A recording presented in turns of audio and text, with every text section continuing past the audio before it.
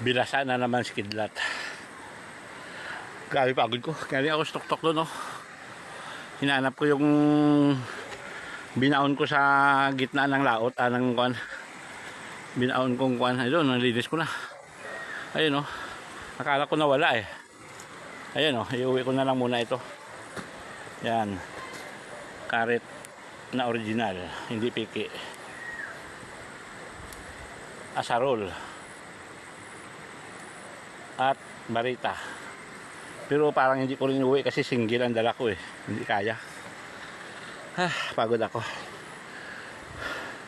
Pag dito ako talagang giba ang katawan ko kasi hindi patag eh.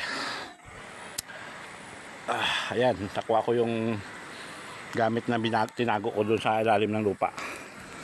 Buti hindi napansin ng mga nangunguha dito ng mga saging ko. Ayun ang saging ko. Mahinog pero maliit, di bale.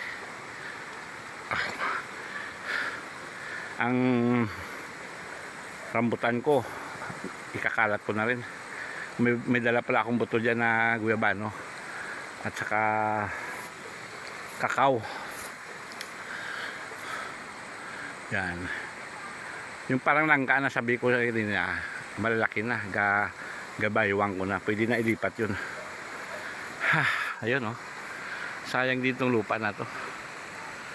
3 hektarya din to eh.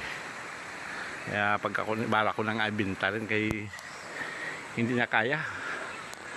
Ang sa San Andres ko hindi ko na nga napuntahan eh. Madalas ako doon sa buso-buso sa isang lote ko kasi ano yun eh. Pasok agad ang motor ko o tricycle man eh. Sige guys, 10-4. Pagod na naman ako. Sobra.